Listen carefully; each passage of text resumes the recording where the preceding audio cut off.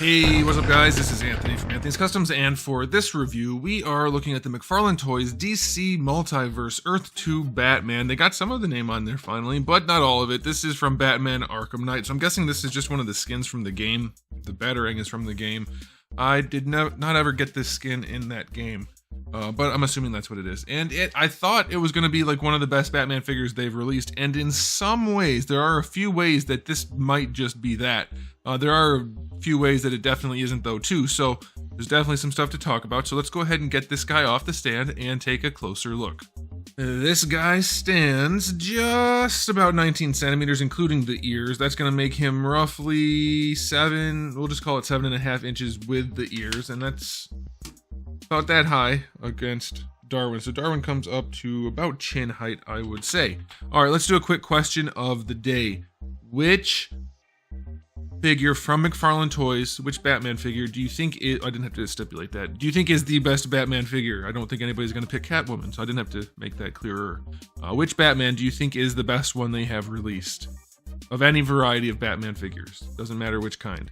I'm going to go with Asbat. I think that one's the best one. Okay, so let's go ahead and dive into the aesthetic on this guy. First things first, if you thought he was going to be gray, you're mostly right, but there is just a touch of yellow in this gray. I don't know if that's accurate. I haven't checked. I didn't expect to have to check, but based on the card, it is inaccurate. So I'm going to have to do a little Googling real quick before I publish this video, and I'll let you guys know if it's accurate. But it is yellow. This gray has a touch of yellow to it. This red is fairly dull. This red is glossy, and then this is kind of somewhere in between.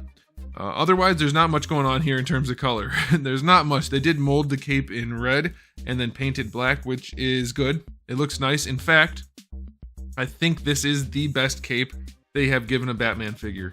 It's not completely symmetrical. I wish it was a little bit more balanced, but it looks really, really good. Really good. I like the amount of wrinkling. I like the little bit of a curve at the bottom there. I like that it goes over the shoulders partly. I think this is wonderful. And it is actually one of the better Batman heads. It's not perfect. There's a little bit of weirdness going on in the nose. A little bit of nostril showing from the front, just a bit much. But still, it's a pretty good looking head sculpt. And it does seem to match the game design mostly. And I'm assuming that's accurate, so I'm going to give him the point there. I think it looks pretty good. The paintwork on the chest, what little there is fairly clean. So I'll give him that. And that is about it. That's about it for paint. There is texturing throughout the suit. I guess I should have stayed zoomed in for that one. Yeah, there is texturing everywhere, just about. So that looks really nice. It brings the figure to life. That's good. No problems there. A little bit of color problem right here on this knee. This knee's fine. This knee's way different. So good job, McFarlane Toys. You guys are just really firing on all cylinders these days. Boy, goodness. They did paint the gloves black, so that's good. These are painted, and there's paint even going across here on the elbow, so you do get the black gloves. General look is pretty good. I will say he does have large arms to match his large legs. Normally we get tiny arms and large legs, so that's a good thing. Unfortunately, they made his torso very small. His torso is very tiny compared to his legs and arms. So he's another disproportionate, I wouldn't call him a mess. He's not that bad, but he is another disproportionate figure. I don't think that people at McFarlane Toys are humans, and they're not familiar with humans. These figures have such weird proportions, it's very, very strange. Luckily, the torso being small is something you can probably pose away, so for those of you who are wanting to pose the figure, you should be alright. The only other thing that really, I guess there's two things that stand out as being really distracting. The first one is the shape of his diaper. It looks like it's on backwards, or that he fudged his onesies. I don't know, but it doesn't look great. It's very, very butt-shaped in the front, like underwear butt. You know what I mean? And then his belt is just so drab. It's very drab and bland. It needs at least a wash. Something. It looks very cheap. But otherwise, I'll give it to him. It looks mostly good. It is definitely one of the better looking Batmans. Having the bigger arms to go with the legs is a good thing. They're broad at the shoulder. The head's not too big. So yeah, generally speaking, this does look solid. There are problems, but I do like a lot of what's here. So I'm going to go 8 out of 10 for McFarlane Toys for the aesthetic. Now, as far as the accessories go, you do get the Batarang, which is definitely from the Arkham games. So That's good. It doesn't appear to be too large, so I'll take that. You get the trading card, which I already showed you. Collector card, really, I don't know why you would want to trade them. Doesn't really make sense, but you get that. And the ever wonderful DC display stand. So, not exactly a riveting set of accessories. And also, we just get 2 hands that don't have fists at all. He just kind of has 2 relaxed hands, which could kind of hold a batarang, but you know, he's not punching anybody. So good job, McFarlane Toys, for not giving Batman fists. Once again, I'm going to give the accessory rating a 3 out of 10. Fist hands on Batman. What's he supposed to do with these? Just stand there? Stand there at them?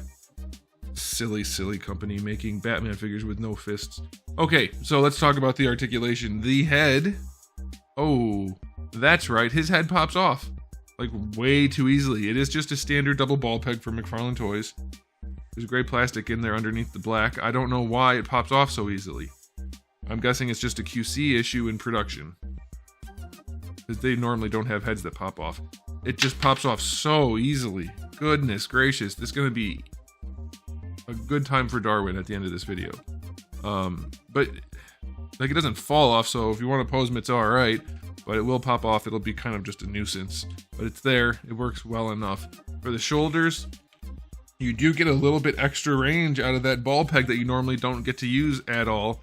There's not a ton, but it's there, so that's good. You can raise the arms up better than horizontal. Of course, you have your full rotation, not counting where the cape gets in the way. That's fine.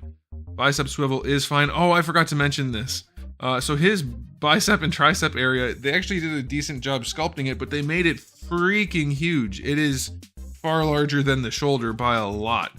So it's a little bit off-putting for those of you who are wondering, like, where do shoulders go?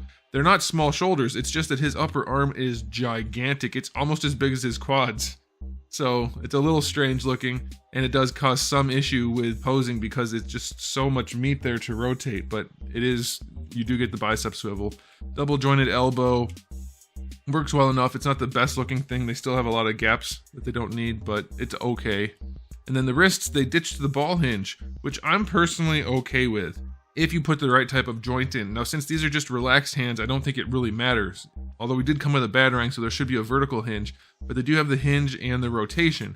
I'm perfectly okay with that joint. You don't need a ball hinge in a wrist. You just have to make the joint appropriate for the hand pose. This is actually not, because if anything, he'll be holding a batarang with it. And there's no point in holding a batarang. Like, let's say this is a batarang. There's no point in holding that and going like that with your wrist. You want to be able to do that, because that's how you would throw a batarang. All right. Leaning back does work a little bit. Oh man, I forgot. There's another thing I have to mention about this, and them not knowing humans. I mean, it's not that much of an issue, but the way they sculpt this first abdominal, like the top of, oh my gosh, the bottom of the rib cage, right here, the way it sticks out, it's just so jarring. It always detracts from the look of Batman figures because they always make him look like he has a pot belly. They need to do something about this. Make the chest bigger. You could definitely use to do that, especially on this tiny body. Make the chest bigger. Don't make the abs stick out as the farthest point of the torso. It's so strange. So anyway, he does lean back. Oh my gosh, there goes the head again. He does lean to the side, not a ton. That's on that top ball peg. You get your rotation. Leaning forward, literally 0 from that point. He cannot lean any farther forward than that. At the lower torso joint, you get that much lean forward, so still virtually none.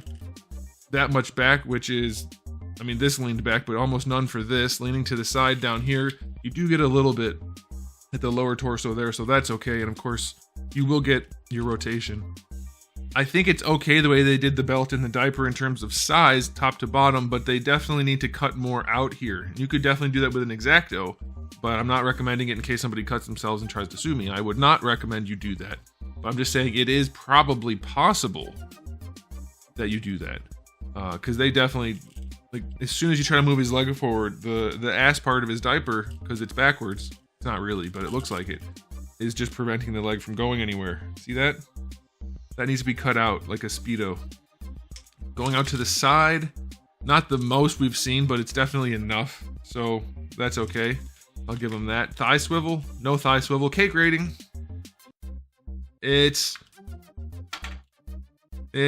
not great. This guy's got kind of a dad bod thing going. If you look, from the profile, it's not great. Like his belly definitely sticks out. He's got kind of a saggy, flat ass. It's not the most impressive Batman figure.